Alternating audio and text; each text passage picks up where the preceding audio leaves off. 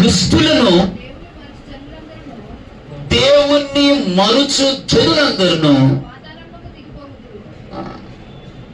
పాతాళానికి, నిత్య నరకాగ్నికి ఎవరు దిగిపోతారంటే దేవుణ్ణి దుష్టులు.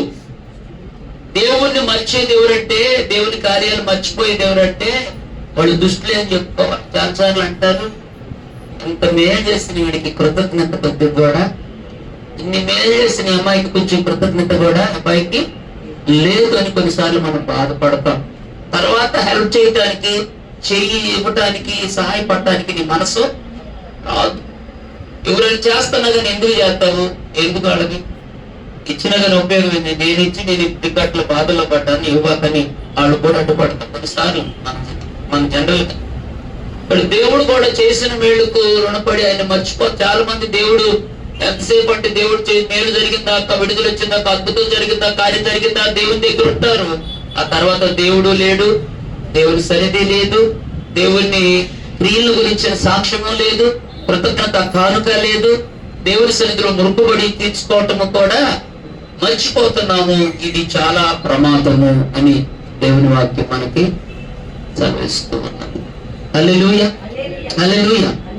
ఆ దేవుణ్ణి, దుష్టుల్ని దేవుని మనుషు జనులందరూ ఎక్కడికి వెళ్ళిపోతారంటే మన బ్రతికాదు. మన ప్లేస్ ఏంటంటే దేవుడు అంటున్నాడు, యోహాను సువార్త 14 అంటున్నాడు, మీ హృదయములను కలవరపడనీయుకుడి, కలవరపడనీయుకుడి, కలవరపడనీయుకుడి. మీ హృదయాలు కొన్ని పరిస్థితులను బట్టి, కొన్ని జరుగుతున్న కుటుంబంలో లేకపోతే సమాజంలో, ప్రక్కలన పిల్లల విషయాల్లో, నీ విషయాల్లో కొన్ని సంఘటనలు నీ హృదయాన్ని ఏం చేసుకోవద్దంటే కలవరము, భయము, ఆందోళన, నెమ్మది లేకపోవటము, ఆ పరిస్థితులు తీసుకుని వస్తాయి. పేతురు గారు నాకు నిన్నటి దినాను మొన్నటి దినాను ఫోన్ చేశాడు, నా ఎక్కడున్నారు అని అన్నారు. నిన్న అనుకుంటా మధ్యాహ్నం ఫోన్ చేశాడు, ఇక్కడ కొత్తపేటలో ఉన్నానన్న నేను. మంచిదయ్యా, ఏంటి ప్రేయర్స్ లేవయ్యా, సాటర్డే వద్దాం అనుకున్నాను కానీ శనివారం రాత్రి కాలంలో మా చెల్లెలు చనిపోయినటువంటి జ్ఞాపకార్థం, సహోదరి చనిపోయి ఇప్పటికి 10 సంవత్సరాలు దగ్గరగా చెల్లి చనిపోయి, ఇంట్లో అమ్మోళ్ళు జ్ఞాపకార్థం ఫోటో పెట్టాలని చెప్పినప్పుడు నిన్నటి దినాన్ని అక్కడ ప్రేయర్ చేసి మరి జ్ఞాపకార్థం ఫోటో జరిగించి మార్నింగ్ 4 గంటలకు నేను బయలుదేరి వచ్చాను. అక్కడ రాలేకపోయాను. ఫోన్ చేస్తే అన్నా ఎక్కడున్నావంటే ఈరోజు ఇలా ఉంటాయంటే నాకు చాలా ఇంట్లో పరిస్థితి బాధగా ఉంది, మా తమ్ముడు చాలా ఇబ్బంది పడుతున్నాడు అన్నవాడు బాగా డ్రింక్ చేసి అమ్మని నన్ను చాలా బాధపడుతుంది, ఇంట్లో ఉండి ఈ బాధకి చనిపోవాలనిపిస్తుంది అని అన్నమాట. ఏదో ఏమంటే స్వాతంత్రం ఒకే మనకు రాజ్యం ప్రార్థనలో పెట్టాను, నా ప్రార్థన చేయాలి. మనం దేవుడి పిల్లలను దేవుడి ఇలాంటి వాటిని బట్టి ఇంట్లో నుండి తరిమని తమ్ముడు ప్రార్థన చేసేదని దేవుడికి బాధపడదు. దేవుడి మీద అని ఆ దృష్టిని ఎవరు పాపం పట్టి బాడీ పాపం పరిస్థితులను చూస్తే వాడిని చూస్తే నీకు ఏదో వచ్చింది, గరిబిలు వచ్చింది, తనవరు వచ్చింది. నేను ఆ మాట చెప్పి నేను వస్తానులేయా, వస్తానన్నా. ఈరోజు వస్తానని అంటాను, ఎందుకనో రాలేకపోయాడు. శామ్యూల్ అన్నది ఒక అతను ఉన్నాడు, వస్తే అతను మంచిగా కొద్దిగా ఎక్కడ పడితే తీసుకున్నాడు, అక్కడికి వెళ్ళనుకున్నాడు. చూడండి, పరిస్థితి మనిషిని ఏం తీసుకొస్తున్నాను, కలవరం, భయం, ఆందోళన అది తీసుకొచ్చింది. మన హృదయానికి కలవరాన్ని, భయాన్ని, ఆందోళన తీసుకొచ్చింది. పరిస్థితుల వైపు చూస్తే నువ్వు కృంగిపోతావు, భయపడిపోతావు, అధైర్యపడతావు. నువ్వు చేయాల్సింది కూడా శక్తి ఉంది, సామర్థ్యం ఉంది, కానీ ఆ పరిస్థితిని నీరు గారిపోయేలాగా బాధ కలిగించింది. ఇక ప్రార్థన చేయనీదు, దేవుని సన్నిధిలో కూర్చోబెట్టనీదు, ఎక్కడికి వెళ్ళలేవు. నీవు నీ శక్తి అంతా కూడా 1000 ఏడుగుల నుంచి చెప్తే నీకుందేమో అసలు నీరు గారిపోయిన స్థితిలోనికి పరిస్థితి నిన్ను తీసుకొచ్చింది, మార్చేసి. పరిస్థితులు చాలా నిందలు, అవమానాలు, కొన్ని మాటలు కూడా మన హృదయాన్ని గాయం చేస్తాయి. ఇవన్నీ వైపు కాదు. అందుకని భూదేవంత నివాసులారా నా వైపు చూడండి. ఎవరి వైపు చూడాలా? దేవుని వైపు చూడండి. నా వైపు చూసి రక్షణ పొందుకో, నా వైపు చూసి విడుదల పొందుకో, నా వైపు చూసి ధైర్యం తెచ్చుకో, నా వైపు చూసి విశ్వాసాన్ని పెంచుకో. నా వైపు చూడు, నీకు రక్షణ, విడుదల, విమోచన అన్నీ జరుగుతుంది. నువ్వు అటువైపు చూస్తే నీకు కృంగుపాటు తప్ప ఏమీ. దేవుడు పిలుస్తున్నాడు, బూది గంటములు ఉన్న వాళ్ళారా నా వైపు చూడండి, రక్షణ మీకు వచ్చింది. రక్షణ నీకు వచ్చింది. మరి అటువైపు చూడదు, లోకం వైపు చూస్తే ఏమైపోతావు? దేవుని వైపు చూడాలమ్మా. దేవుని వైపు చూసినంతసేపు పేతురు ఏమయ్యాడమ్మా? ధైర్యంగా ఉన్నాడు. తను నడుస్తుంది తారు రోడ్డు, సిమెంట్ రోడ్డు, మట్టి రోడ్డు, ఎలాగో తెలియదు కానీ నీటి మీద టీవీగా ఏం చేశాడు చెప్పండి? అది నేను నీటి మీద నడుస్తున్నాను అనుకోవాలా. అలాగ నడుస్తూ నడుస్తూ నడుస్తూ ఉన్నాడు. నిజంగా అలా నడుస్తూ దేవుని వైపు చూస్తున్నాడు. మరొక కొద్దిసేపటి కంట గర్వమో అతిశయమో ఏదో అంటారు కదా, అరే పేదరు పేదరిగా నడుపుతుంది సార్ బామా ఏమనుకున్నా, మీరు అందరూ ఒక ఆడే ఉండరు, నేను నీటి మీద నడుపుతున్నాను అబ్బాయి. అది కొద్దిగా ఏమొచ్చింది, నాశనానికి ముందు పడిపోవటానికి ముందు ఏమి నడిచిందంట? నాశనానికి పడిపోవటానికి ముందు ఏమి నడిచింది? ఖచ్చితంగా గర్వం ఏం చేసిందంటే నాశనానికి పడిపోయేలాగా చేసింది. అన్ని స్టాటస్ అన్ని ఏమవుతాయి? అంత ఎత్తుకెదిగాడు కేఏ పాల్ గారు.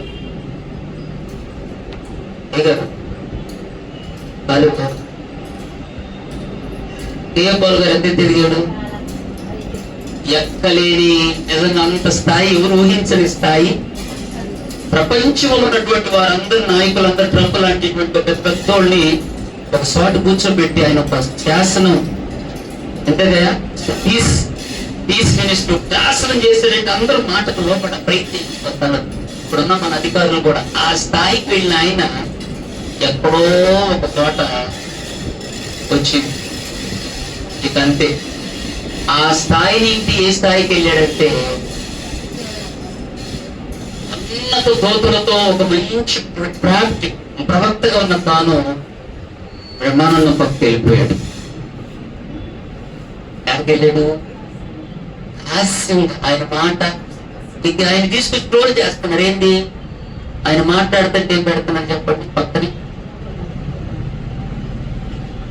ఎంత బాధ, ఎంత శాంతత, ఒక చోట ఆడిపోయి ఆయన మనసు ఎందుకన్నా దేవుని మీద నుండి రాజకీయం మీద తెలియదు. అంతే కదా, దేవుని మీద నుండి దేనికి వెళ్ళింది? అంతే, మనస్సు పోయినప్పుడు పేతురు కూడా అంతే నడిచాడు. దేవుని వైపు చూసినంత చెప్పు. ఆ తర్వాత నీళ్ల మీద నుండి మునగసాగటం ప్రారంభించాడు. ఏమైపోయాడమ్మా? మునిగిపోతున్నాడు. ఎందుకు మునుగుతున్నాడు అంటే మత్తయి 14 మనం చదువుకుంటే ఆయన అప్పటి వరకు నడిచిన తాను ఎన్నో వచ్చినావా? 14:30 అర్థం తీరండి. దేవుని వాక్యంలో 14వ అధ్యాయము మత్తయి సువార్త 30వ వచనంలో అక్కడ కాకుండా కొంచెం పైన వచ్చిన చదివితే మనకు కొంచెం అర్థమైంది. ఏంటంటే నేను ఆ మాట చదువుతూ ఉంటాను, మీరు వినండి అమ్మా. 14:21 నిమిషం నా దగ్గర కానీ అమ్మా. ఓకే,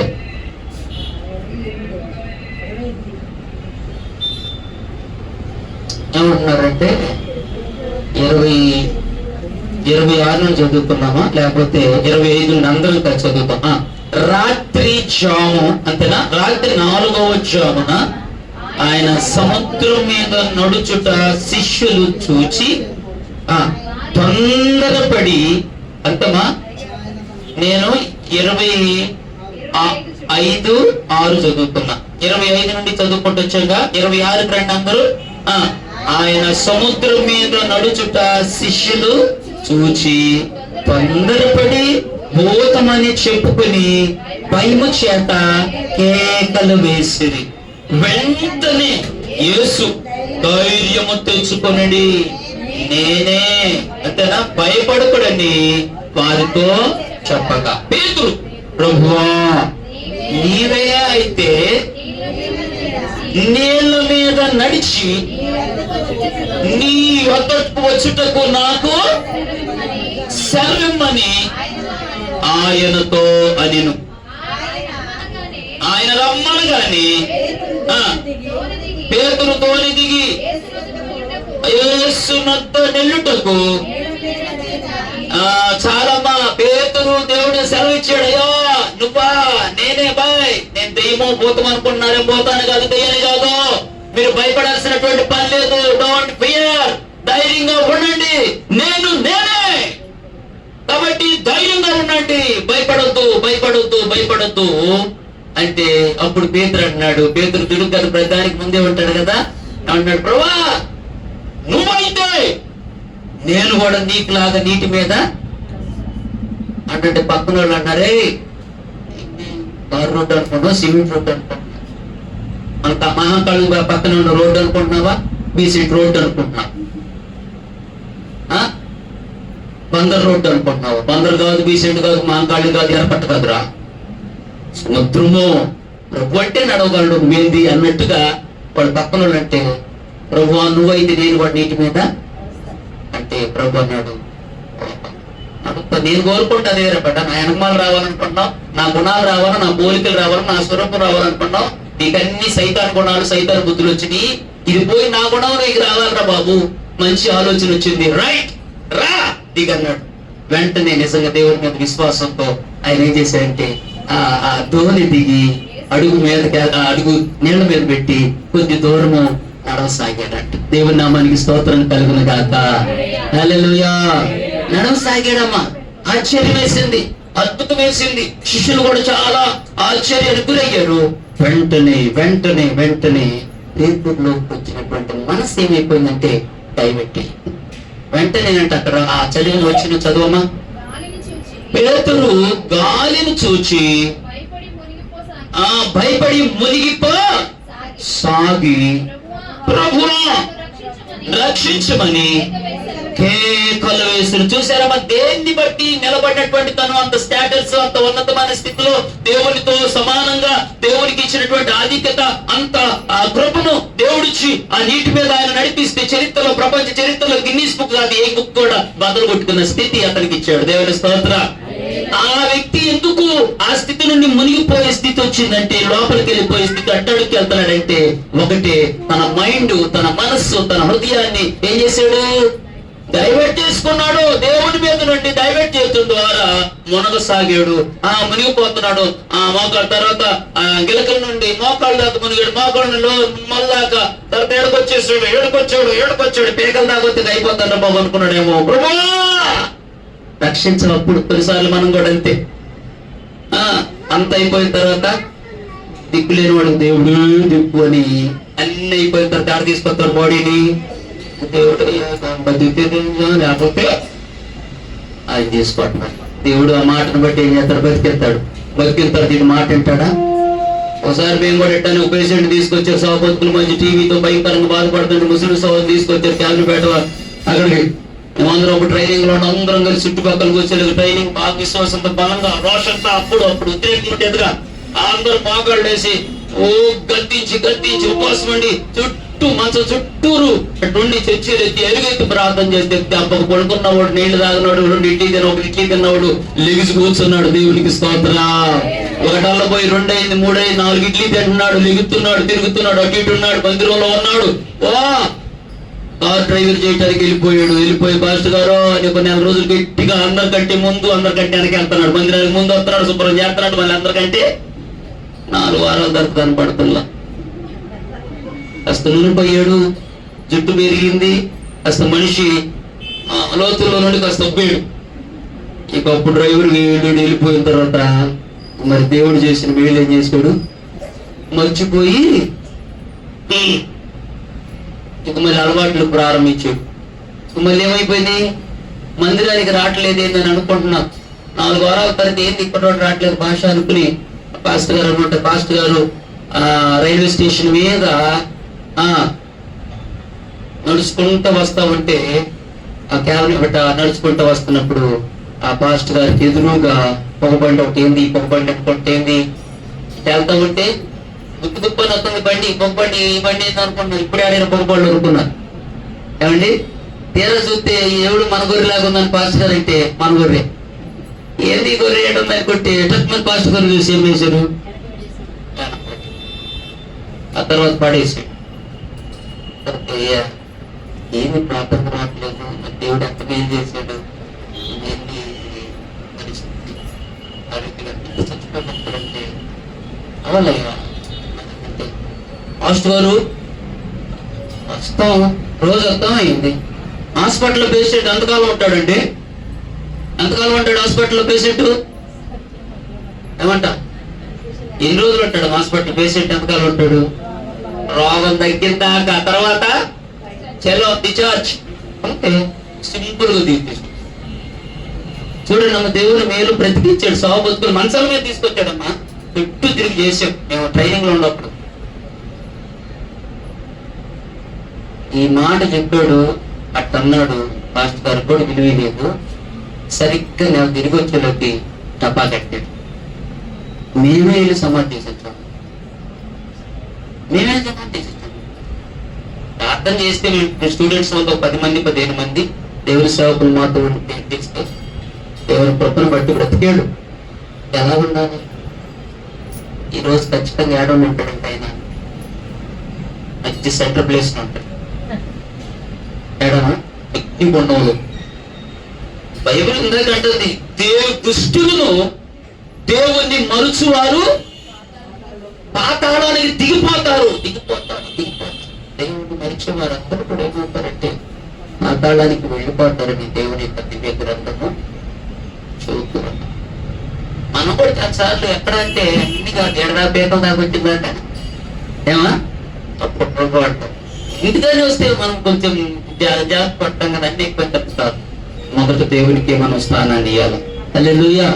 మొదటి దేవుని విశ్వాసం. అప్పుడు ప్రభువా రక్షించమంటే అప్పుడు యేసు ప్రభు అన్న మాట ఏమంటే ఆపదలో ఉన్నప్పుడు కూడా, శ్రమలో ఉన్నప్పుడు కూడా ప్రార్థన చేస్తే యేసు ప్రభు ఏమన్నారు చూడండి, 31 వచనంలో అంతేనమ్మా, ప్రభువా నన్ను రక్షించమని కేకలు వేశాడు. 31లో వెంటనే యేసు చెయ్యి చాపి అతనిని పట్టుకుని, అల్ప విశ్వాసి, అది ఎందుకు బిడ్డ సందేహం ఎందుకు పడ్డావు? నడిచావు కదా, నిలబడ్డావు కదా, ఎందుకు సందేహపడ్డావు? నువ్వు డౌట్ ఎందుకు వస్తుంది? నన్ను నమ్మట్లేదా, నా కార్యం నమ్మట్లేదు, చూడలేదా ఎన్ని కార్యాలు? ఇంకిప్పుడు డౌట్ ఏంది, ఇప్పుడు సందేహం ఎందుకు పడ్డావు? అల్ప విశ్వాసగా ఉండకుండా ఏమన్నాడమ్మా?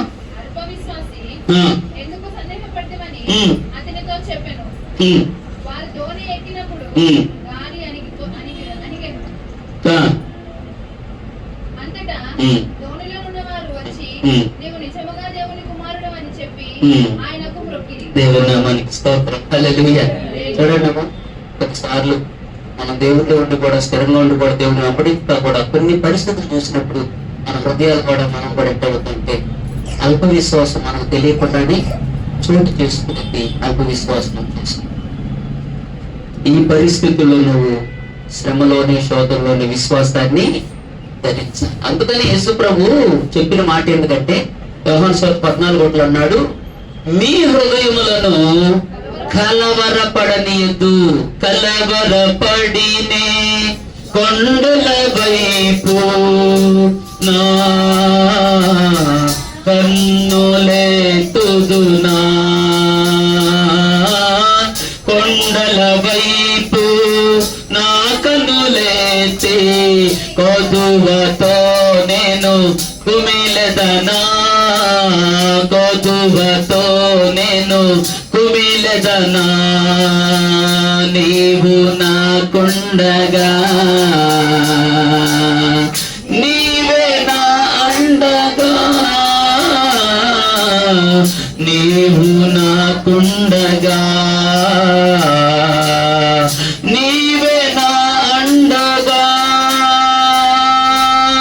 నీవే నా ఆత్మదాహము తీర్చిన వెంబడించిన బండరు, నీవే నా ఆత్మదాహము తీర్చిన వెంబడించిన నిలిచిన బండవు యేసయ్యా, నా యేసయ్యా, యేసయ్యా, మా యేసయ్యా, యేసయ్యా, నా యేసయ్యా, యేసయ్యా, నా యేసయ్యా. కలవరపడినే కొండల వైపు నా కన్నులెత్తుదునా, కన్ను వైపు నా కన్నులెత్తి కొదువతో నేను కుమిలెదనా, కొదువతో నేను కుమిలెదనా. హల్లెలూయా, చెప్పండమ్మా హల్లెలూయా. కలవరపడొద్దు, అధైర్యపడొద్దు, భయపడొద్దు. ప్రభు అన్న మాట యోహాను సువార్తన్నాడు, నేను నీకున్నాను కాబట్టి మీరు ధైర్యం తెచ్చుకో. నన్ను బట్టి మీ హృదయములను కడనియంతుడి దేవుని యందు విశ్వాసముంచుచున్నారు, నా యందు కూడా. హల్లెలూయా. కొన్ని పరిస్థితులు నిజంగా మనల్ని ఏం చేస్తాయి, కలవరాన్ని. కానీ విశ్వాసం దేవుని మీద ఉంటే కలవరం పోయి నీకేమొచ్చిందంటే బలము, ధైర్యము, ఆలోచన వచ్చింది. నేను నిన్న ఒక వాట్సాప్ లో 3 రోజుల క్రితం వాట్సాప్ లో ఒక దృశ్యం పెట్టాను. మొన్న అమెరికా దేశంలో ఒక యవనస్తులందరూ పాడైపోయి పురుషులకు పురుషులు, స్త్రీలకు స్త్రీలు వివాహాలు చేసుకుంటూ వస్త్రధారణ సరిగ్గా లేకుండా బ్యాడ్ కలిసినట్టు తీసుకొస్తుంటే ఆయన ఏం చేశారంటే దేవుని పేరట స్వార్థనేదో ప్రకటిస్తూ ఈ పరిస్థితి మంచిది కాదు, పురుషులు కాదు, దేవుడి ధర్మం ఏంటంటే స్త్రీలకు స్త్రీ పురుషులు వివాహాలు చేసుకోవాలి, కానీ స్త్రీలకు స్త్రీలు, పురుషులకు పురుషులు ఇది పాపము, ఇది కాపాల, ఇది వస్త్రాలు సంపూర్ణంగా వేసుకోండి అని ఆ కల్చర్ అంతటిని మార్చడానికి మంచి దేవుని ప్రేమ, సువార్త, మంచి విషయాలు ప్రకటిస్తున్నాడు. ట్రంప్ కి చాలా దగ్గరంట. ఆయన గురించి నేను విన్నా, నాకు కొద్దిగా తెలుసులే, చాలా దగ్గరంట. ఆ యొక్క ఓటు సమయంలో కూడా గెలుస్తావని ఏదో కొన్ని సలహాలు కూడా ఇచ్చాడంట. మరి ఎందుకు కొంచెం వాళ్ళిద్దరు గ్యాప్ వచ్చిందంట. ప్రతి మంచి దేశం, అమెరికా దేశం అంతా కొన్ని పరిస్థితులు చెబుతా ఉంటే, మంచి చెబుతుంటే, బాగు చేస్తుంటే ఉన్నస్తులందరూ ట్రంప్ కూడా తన మీద దృష్టి పెడితే ఒక మంచి ఈ మీటింగ్ లో మీరు చూస్తుంటారు అనుకుంటున్నా నేను. చూడండి, అతని పేరు ఏదమ్మా, చార్లీ క్లిక్, అంతేనా, కిక్. ఆయన పేరు చార్లీ కిక్. ఆయన ఇలాగే ఒక చోట కూర్చుని అందరూ చాలా మంది చెప్తున్నారు. ఆ సభలో మాట్లాడుతుంటే ఎదురు నుండి ఒక వ్యక్తి సూటిగా కన్ను తీసుకుని మరి ఇక్కడ పేల్చాలని చూసాడు ఏమో కదమ్మా, పేల్చడం అది ఇటు వచ్చేసి పడిపోయి ముందుకు అప్పుడే చనిపోయాడు. హాస్పిటల్ తీసుకెళ్తున్నాడు, చనిపోయాడు. వాళ్ళందరూ ఇదైపోయారు. ఆ వ్యక్తి మొత్తం కొట్టుకున్నారు, ఎప్పుడు కొట్టుకున్నాడు తెలియదు, ఎందుకు చంపామంటే ఈ సీసీలు ఉంటాయి కదా, పెట్టేసుకున్నాడు. చనిపోయిన తర్వాత ఆయన కార్యక్రమం అయింది. నిజంగా దేవుని కొరకు అంత సాక్షిగా తెచ్చిపోయాడు కనుక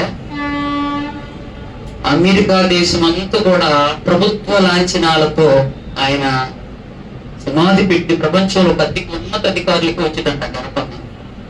ఆ పెట్టిన ఒక అధికారి, ఆయన తెలియదు కానీ ఒక అధికారి కూడా ఆ బాక్స్ ని ప్రపంచం అంతటా దేశం అంతా కూడా అలాంటి నుంచి పరిస్థితుల్లో చనిపోయాడు. 3వ రోజు ఎప్పుడు ప్రార్థన కార్యక్రమం పెట్టి తన భార్యని ఓర్పించి ఆదరణ కుటుంబంలో ఇప్పుడు ఇస్తే వాడి భార్య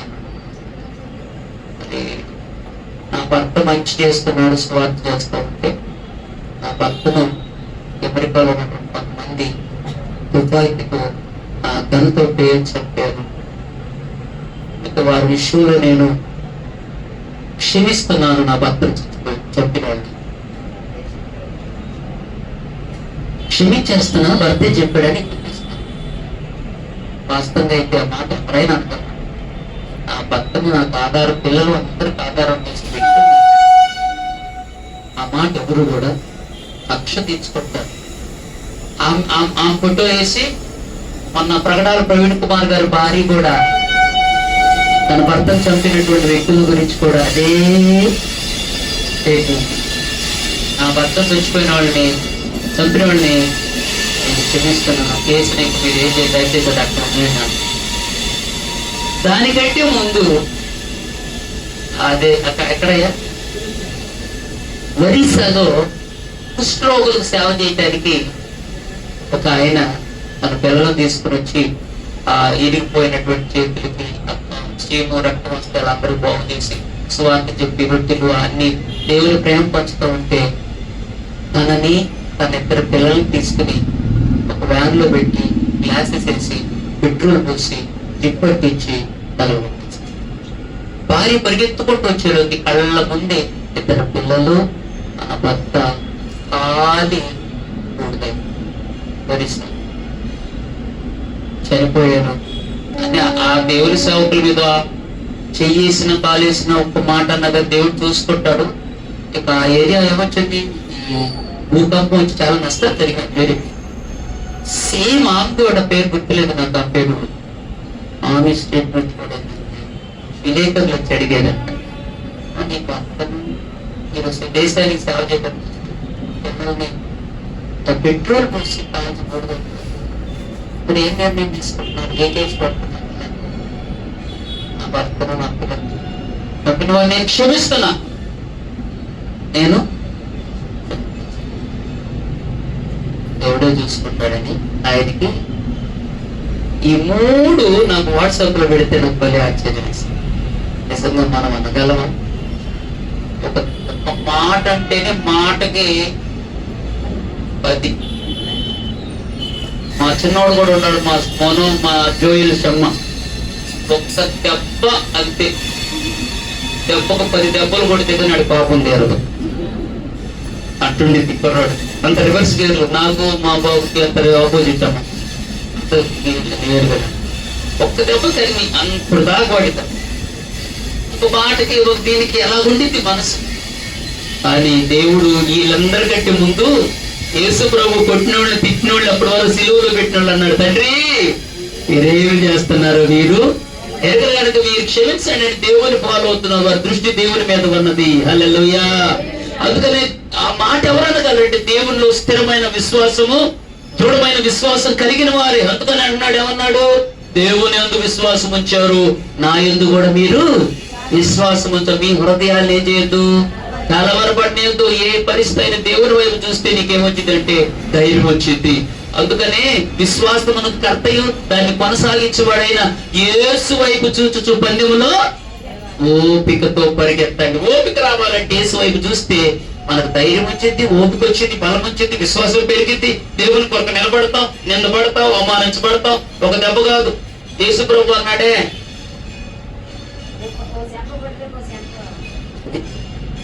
ఒక శంప మీద కొడితే ఎవరైనా ఎవరైనా కనపడ్డారు మనకి.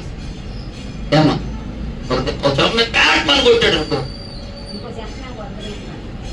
దిగదయ్యా ఈ శంప మీద కొట్టు బాబు అని తిప్పి వెళ్ళారు. అన్నారు 7వ మధ్య కూడా నిన్న నేను ఒక చోట కటామని వచ్చి కొట్టాడట. మీరు కొడితే కొట్టండి, తిట్టంట కదా, ఒక సొమ్ము చెప్పమన్నారంట కదా, తిప్పాడంట. ఒక దెబ్బ వేసాడంట, 2 దెబ్బలు వేసాడంట, 3, 4 ఎన్నిసార్లు వచ్చుకుంటాడు. ఏంద్ర అసలు ఇందాక నుండి చూస్తున్నావని జుట్టు కొట్టుకుని పేట పేట పేట పేట పేట పేట రక్తం గారి తెక్కు కొడితే బిత్తమై పరిగెత్తాడట. జీవం వచ్చుకుంటారు ఏమా ఇది యేసు ప్రభు చెప్పిందంటే. అవును, క్రైస్తవుడికి దేవుని బట్టికి ఏమంటే ఒక చెప్పుతో ఆ ఓర్పు, సహనాన్ని, ఆ విశ్వాస స్థాయి ఎప్పుడు వచ్చిందంటే దేవుల్లో స్థిరంగా లోతుగా ప్రార్థనప్పుడు మనం ఆ స్థాయికి వెళ్ళగలం. ఆ మాట ధైర్యం వచ్చిందా రాని పోని రావండి మీదది రాని దేవుడే చూసుకుంటాడు. ఇవ్వబడినాడే చచ్చిపోయినా 10 మందే, గొర్రెలు పోయినా, ఆస్తి పోయిందా, అన్ని పోయినాయి, పోతే పోనీ యెహోవా ఇచ్చును యెహోవా నామమునకు. ఆ మాట ఎప్పుడు వచ్చిందంటే విశ్వాసం స్థాయిని మనము, ప్రార్థన స్థాయిని, స్థిరతను సంపాదించుకున్నప్పుడే మనం అనగలం. హల్లెలూయా. మనం కూడా కలవరపడి పరిస్థితులని భయపడదు. నీ ఇంటి పరిస్థితులు, పిల్లల పరిస్థితులు, అనుకూల పరిస్థితులు అన్నింటిలో నువ్వు చేసుకోవచ్చు. విశ్వాసం కర్పణ చూడు, నీ మనసు ప్రైవేట్ చేయదు. అదే విశ్వాసంతో వెళ్ళు. దేవుడు తప్పకుండా నిరీక్షణ కోల్పోయి యోగుల పైకి లేపినట్లుగా ఈ పరిస్థితులన్నిటికీ 2 ఆశీర్వాదం ఇస్తాడు. దేవునికి మహిమ కలుగును గాక. పరిస్థితులన్నిటిలో 2 దేవుని మనకి అట్టి విశ్వాసంతో మనం యాత్రను కొనసాగించాలి. ప్రార్థన చేయేటట్టు విశ్వాసంతో దేవుని సన్నిధిలో దేవుని మేలు ఎప్పుడు కూడా మరవద్దు. దేవుని పట్టుకోనండి, విశ్వాసం స్థిరంగా ఉండండి. పరిస్థితి వైపు ఒక ప్రభు చూసి ధైర్యాన్ని తెచ్చుకున్నాం. మైండ్ బాడీ దేవుని మీద గురి నిలుపుకోండి. గురికి నిలుపుకుంటే స్థిరముఖ వాక్యం గురించేస్తాం. దేవుని వైపు మన గురింటే ఏం జరుగుతుంది. రండి దేవుని వాక్యం కీర్తనలు 14వ కీర్తన అనుకుంటాను. ఒక మాట చదువుతాం. ఒక చక్కని మాట అంటాడు కీర్తనల గ్రంథము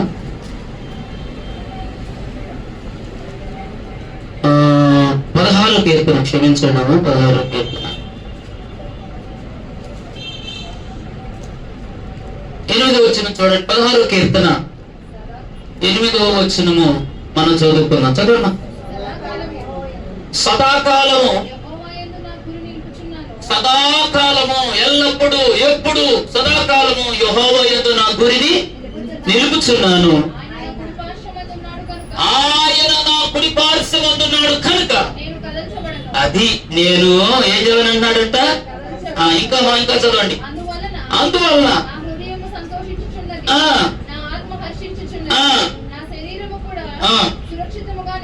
ఈ స్థితి ఎప్పుడంటే సదాకాలము నా గురి యెహోవా మీదే నిలుపుతున్నాను. దేవునికి మహిమ కలుగును గాక.